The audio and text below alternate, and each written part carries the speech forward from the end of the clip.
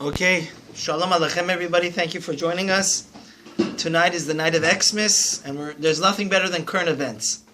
They asked our great prince of Torah, HaRav Ovadia Yosef, that is it okay to study Torah, immerse yourself in studying Talmud, because there are many Hasidic Ashkenazi Jews that will absolutely not study Torah tonight, because we're going to explain why.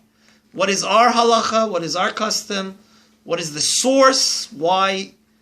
What should be our custom? And why did the custom even result in? And I wanted, since we're talking about Christianity and non-Jews, we are living in this blessed country of the US of A, I wanted to deal with a very, very important topic in the second half of the class, is that a Jew is not allowed to be an accomplice and help non-Jewish people sin. So we're going to give a lot of, it's called Lifnei Iver Lo Titen Mikshol. We know that we Jews, can we give non-kosher to a fellow Jew? No. That's why we're not allowed to own non-kosher restaurants or non-kosher catering, right?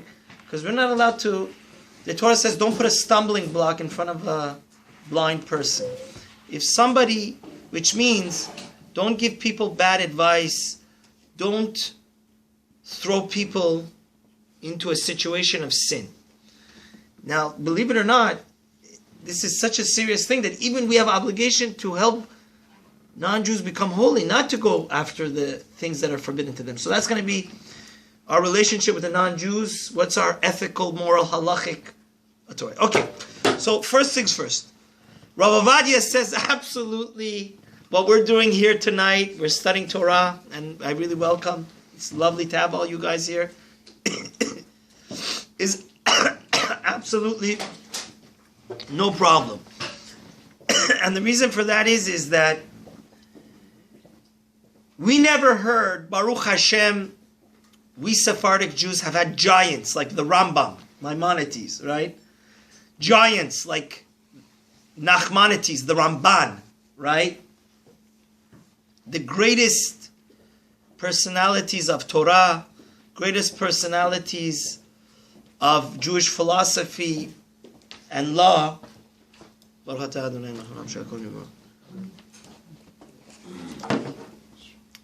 And we know that they never in any of our books. And actually, who wrote the Jewish code of law? Rabbi Yosef Karo. Rabbi Yosef Karo nowhere says anywhere, so it's not our custom.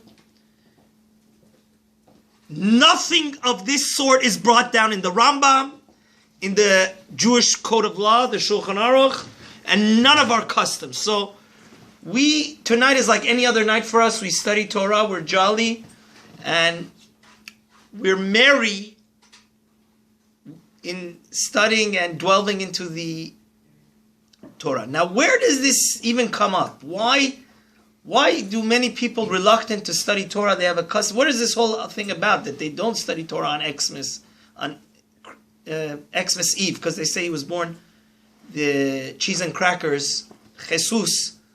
They say he was born tonight. So I just want to make something very clear, and that is that we know we're living in this is not a joke. Many places in the world, like in Kenya and Africa, people will ask you, if you're Muslim, they'll kill you, like ISIS or Al-Shabaab. And if you say you're Christian or Jewish, they'll kill you. If you say you're Muslim, they won't kill you. So I want to make something very clear. Christianity, according to Torah, is considered idol worship, because especially Catholicism, they worship Mary. They pray to Mary because they say a mother has more mercy. So I go to the son, or to God, we'll go to the mother. And we know hundreds of thousands of Jews were burned alive and gave the ultimate sacrifice. They were given the choice, become Christian. In the Spanish Inquisition, in the pogroms, in the Crusades, Jewish history is full of blood. Every page of it, if you read it, do you know how many innocent Jews were killed? Christianity is idol worship. Even if your life is in danger, you're not allowed to say you're Christian, you believe in Jesus. You're not allowed to. Islam, on the other hand, because this is a very important premise. Tonight is Xmas night. This is something very important for Jews to know this. But if on the other hand, if God forbid, you're on some tourist vacation in Africa or in the Middle East, and somebody, you're allowed to say Muhammad Rasulullah, you're allowed to say Ashad, Mashad, like the Mashadi Jews. We know a whole city of Jewish people did this to just fake it, because Islam is not idol worship. Okay? So this is something very important to understand, because there's a very important book called Ta'ameh HaMinhagim. A great rabbi wrote the source for all. We know we Jews we have a lot of exotic and interesting customs. So the Ta'ameh HaMinhagim says, how did this whole custom start to not learn Torah on the night of Xmas? So he says is that, what happened is, we Jews have been scapegoats, especially in Europe. So what the Christians would do on this night is, if they saw any Jew walking around, let's say there's a yeshiva that has 1,000 students. So people are going to go out, get a coffee, smoke, get some fresh air. Well, if the non-Jews would see the Jews in the street, you know what they would do? They would beat them, sometimes to death, because they said, you killed our God. Right? It's the night of Christmas, and they get drunk. So he says the reason why some Hasidic and Ashkenazi Jews don't study Torah tonight is because the rabbis saw that on the night of Christmas, so many Jews were murdered and raped and abused and beaten almost to death, that they said tonight is a night we don't have any Torah classes, we don't have any yeshiva, we don't have any kollel. Everybody should turn off the lights and stay at home, because if we wander in the streets, they're going to say we're the murderer of their God, of Jesus. And many Jews were almost killed and abused and beaten to death. So he says this is how this whole custom of the Ashkenazi started. So according to this, you're more than free to learn Torah at home, right?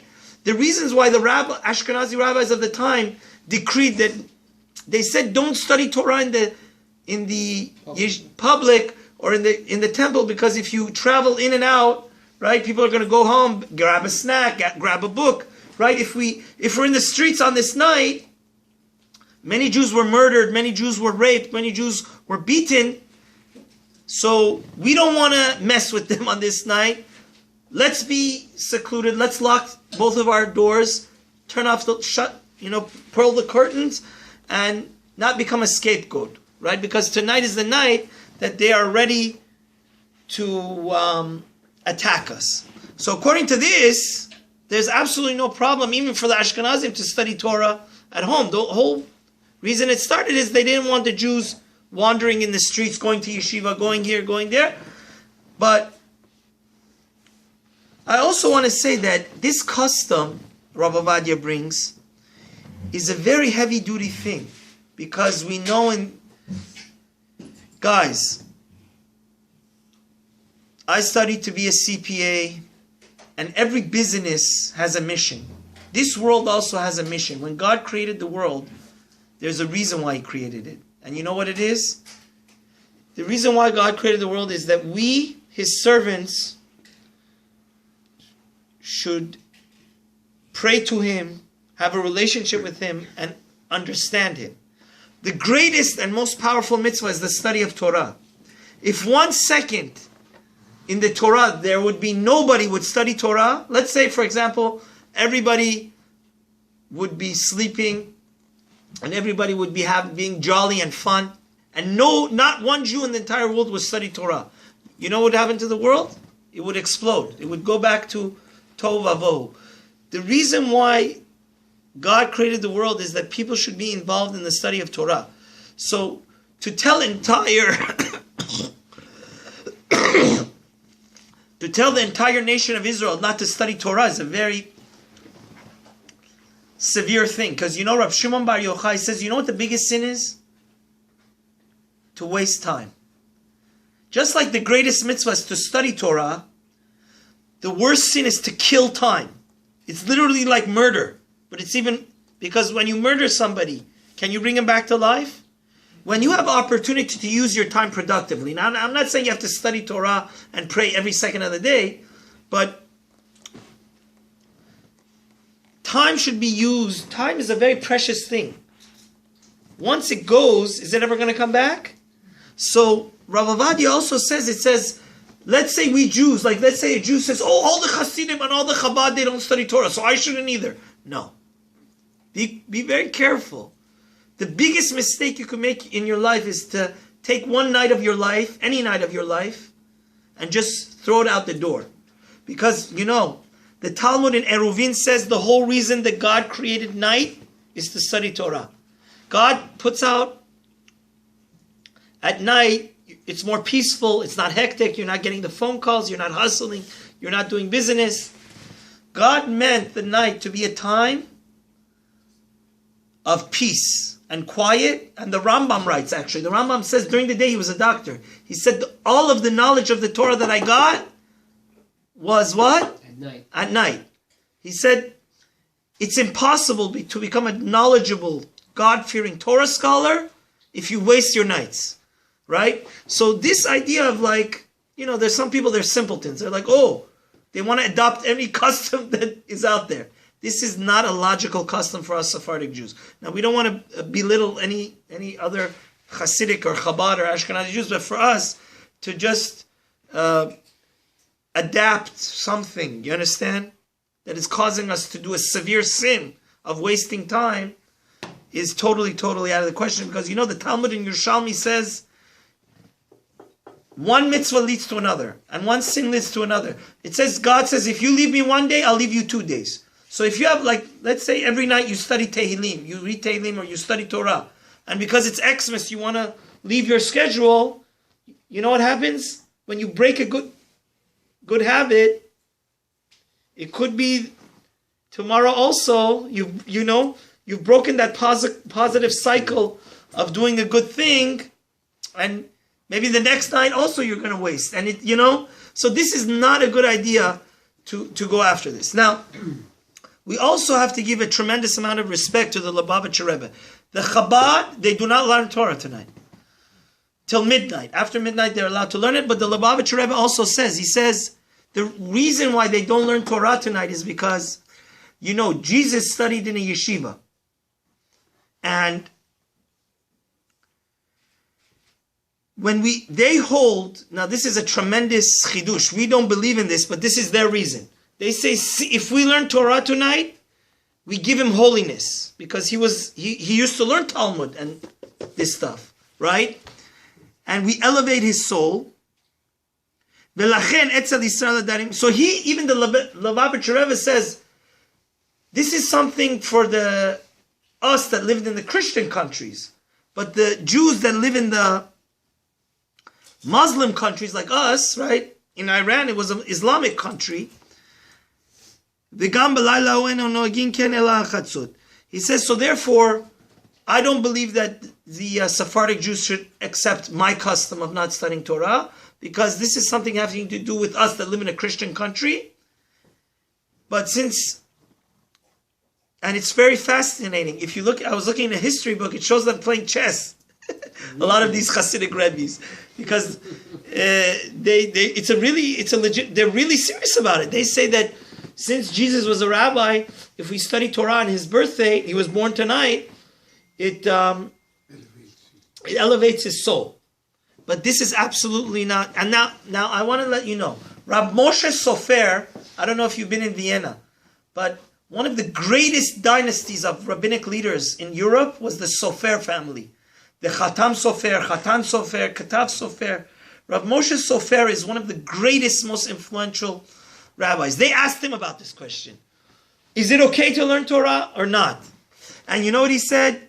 He said that, first of all, some people, they don't have intimacy with their wife, or their wife doesn't go to mikveh. He said that's absolutely ridiculous. That's wrong. They should abolish that.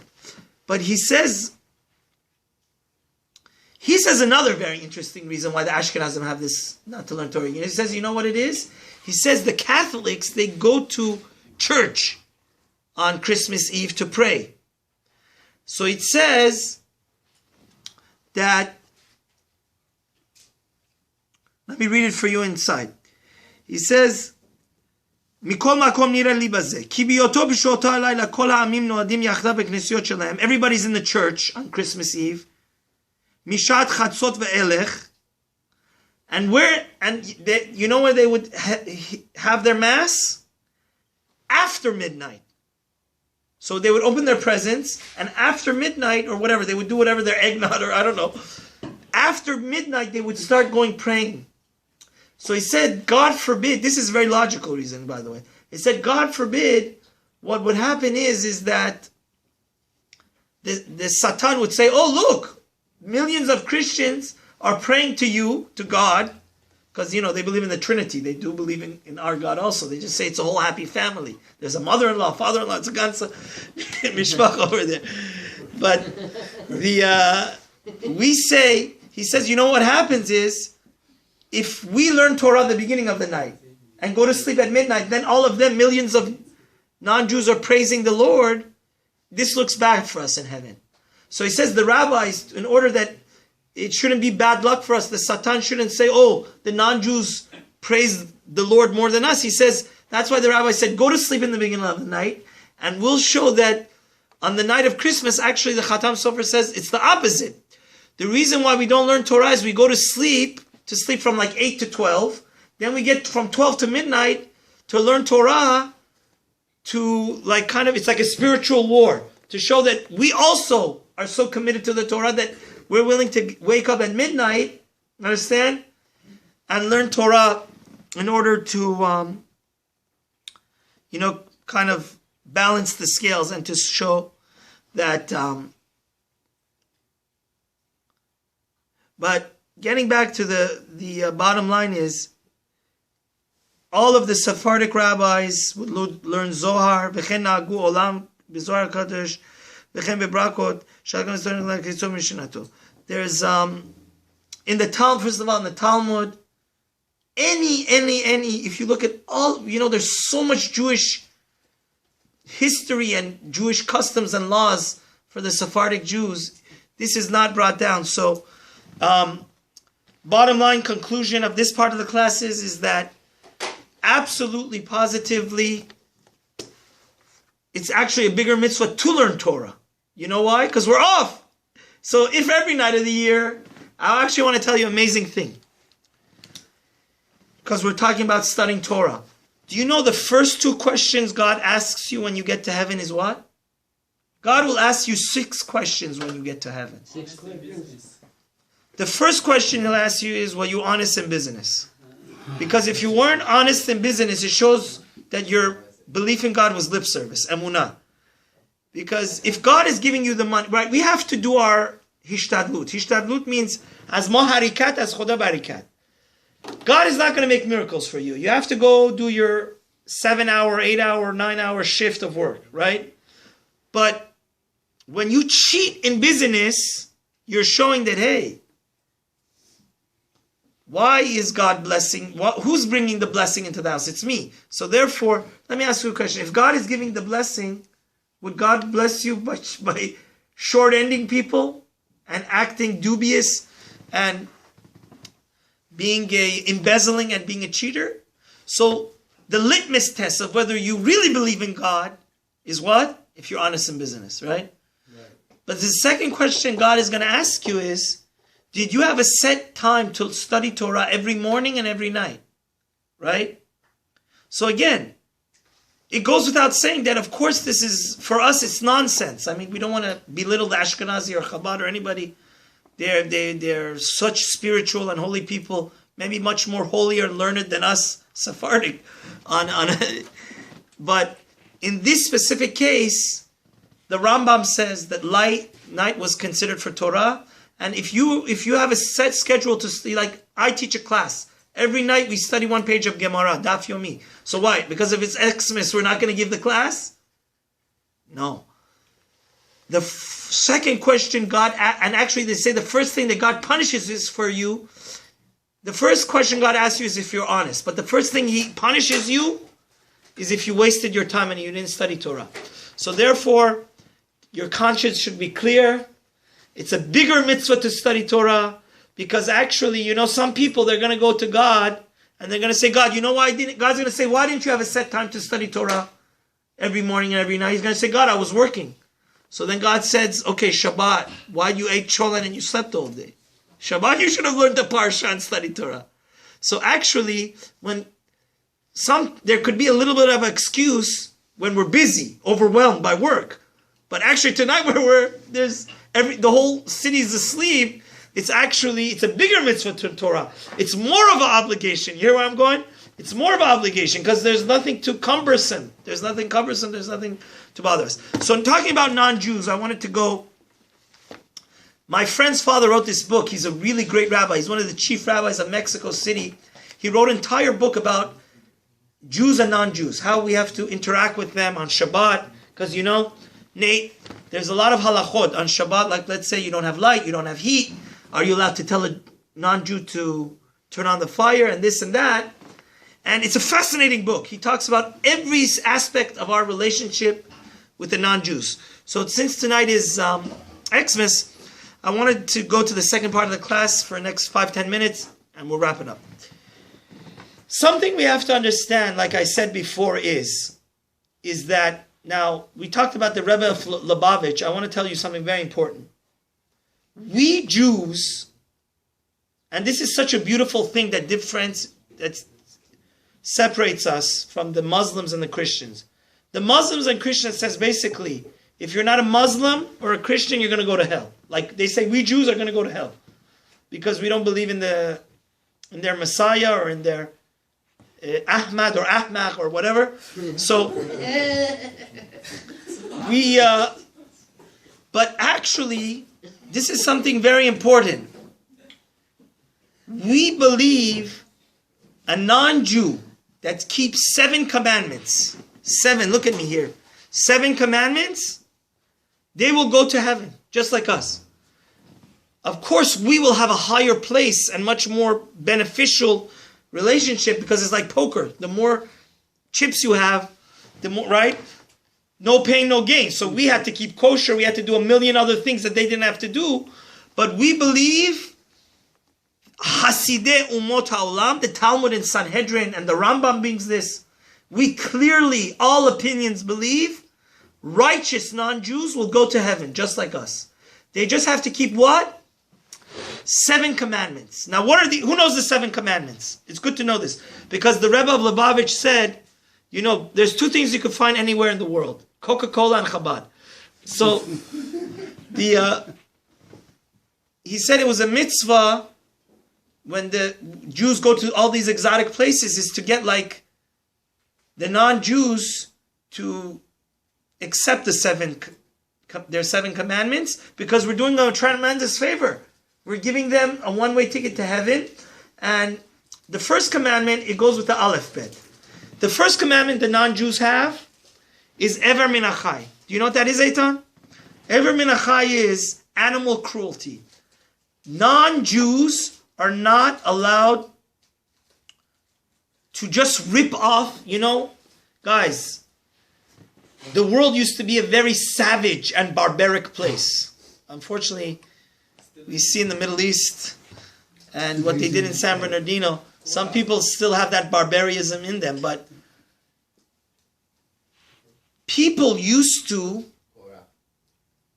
because actually somebody explained this to me. They didn't have refrigerators, so they used to do to a poor animal, like their cow, they used to just rip off, as the animal was alive, cut off its leg, or cut off its, some of its fat to eat, because they wouldn't want to kill the animal.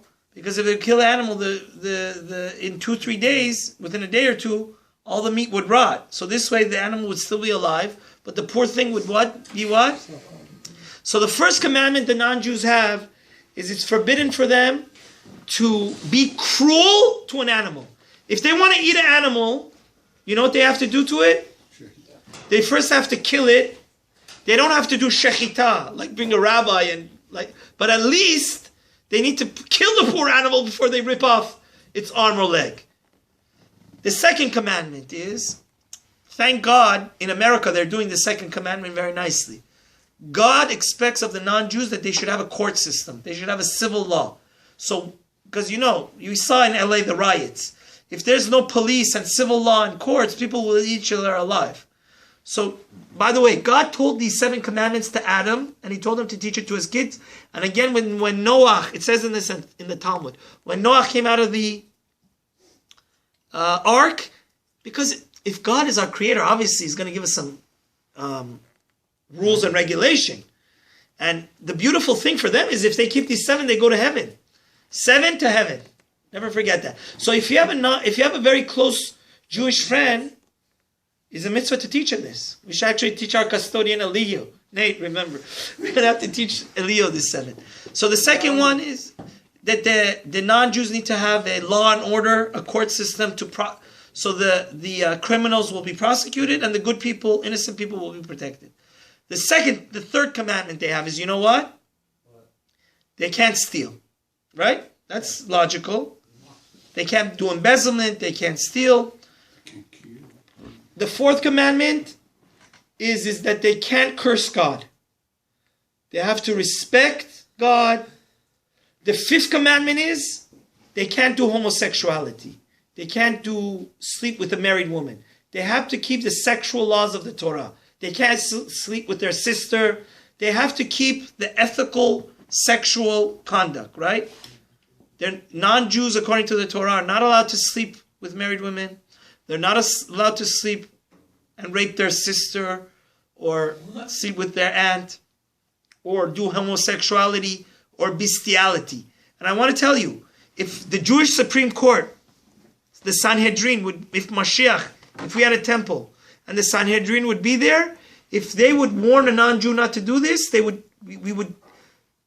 I want to tell you something. These 7 commandments, we would execute them if they didn't keep it. Let's say a non-Jew lives in Israel, right? And we have the Jewish Supreme Court, and we see him stealing. We kill him. Because they only have 7 commandments, but they better keep these 7 commandments very carefully. Mm-hmm. So, they can't murder. Okay? So how many did we say so far? 6. They can't commit adultery, and stealing. Yeah, they can't murder, they can't kill, they can't steal. They have to have a court system. They can't do animal cruelty, and they can't murder. That's the last one. Okay, those are the 7. So if a non-Jew keeps these 7, now what does this have to do to us? One of the worst things in Judaism is, you know what? To cause another person to sin, right? So let's say one of the things that is destroying us, it's Christmas and we need to talk about it. Right now, it is the worst, dangerous time in Jewish history. Worse than the Holocaust. You know why? Because Jews, we're living in a democracy and we're in a melting pot in America. And unfortunately, between 60 and in the younger crowd, 70% of Jews are marrying who? Non-Jews. Yeah. Many Jews are not even Reformed, Conservative, or Orthodox. They're totally there's almost half Jews. If you in the surveys they say we don't have any religion. They don't identify with Judaism. So we are living in a very, very, very dangerous time. Now, let's say your friend wants to date a non-Jew. One of the worst sins is to support him. The Torah says don't put a stumbling block in front of a blind person. This is only a metaphor, which means if somebody doesn't know about something, don't push him to the dark side, right? Don't push him into a hole. We're not allowed, like HaRav Ovadia Yosef brings, he says in Israel, you're not allowed to have a women's shop that sells sexy clothing. Clothing that the women, it shows their places that need to be covered. You know why? Because by having such a store, women's clothing store, you're causing all the women to walk around unmodest and half naked. We're not allowed. The same way we have to keep the Torah. Each Jew is what? Kol Yisrael Arevim Zel Lezeh. You know what that means? Each Jew is responsible for the other. And we can't say, oh, well, I'm not sinning, I'm just helping him sin. Can we do that? No. Now, the amazing thing is, this even applies to non-Jews. So it's very important for us to know these 7 mitzvahs of the non-Jews. You know why? Let's say you have a friend, Christian Dior. Okay? Or you have a maid. I'm going to give you 4 or 5 different examples. Do you know? I want to tell you something. It's going to boggle your mind. We said the last commandment that the non-Jews have to keep is murder. Right. Do you know abortion for them is even more severe, according to the Talmud and HaLACHA, than us? Let's say you have, a very nice custodian, assistant, worker, maid. She's been working you for 20 years, right? And lo and behold, she gets pregnant. Are you allowed to pay for her abortion? No. See, a lot of people don't know this. Kasher, and Rabbi Peretz brings this in his book. If you want to look at it, it's called Ben Yisrael La'amim. This is Pashut. This is in the Talmud Avodah Zarah. It's clear. I just want to tell you something. This is going to boggle your mind. It used to be in Israel and in the Middle East, a lot of non-Jews used to sleep with animals. It says if you go to a non-Jewish hotel, you have to keep your donkey with you. You can't give it to the non-Jew. This is in the Talmud because he may sleep with him. And you're causing even a non-Jew to sin. No way. There's a Gemara, I'll show you. Wow. I learned, I've taught the Gemara Avodah Zarah twice. It's right there in the beginning. So, example of, now I just want to tell you something clear about this halacha. If, let's say, does anybody know what a Nazir is? A Nazirite, like Samson. Samson was a Nazirite. He made his hair long and he didn't drink wine. Now let's say you're on one side of the river and Samson is on the other side of the river. There's no way for Samson to get the wine. So if you get a paddle boat and go give Samson wine, that's a very severe sin. That's even forbidden from a Torah level. Because without you, he wouldn't have sinned. Samson says, oh my dear, my best friend, get your paddle boat, bring me the wine. Or come cut my hair. He doesn't have scissors. So if you go jump in your paddle boat or in your motorboat or whatever, and go give Samson wine or give him the scissors to the hand, that is the most severe type of what? Sin.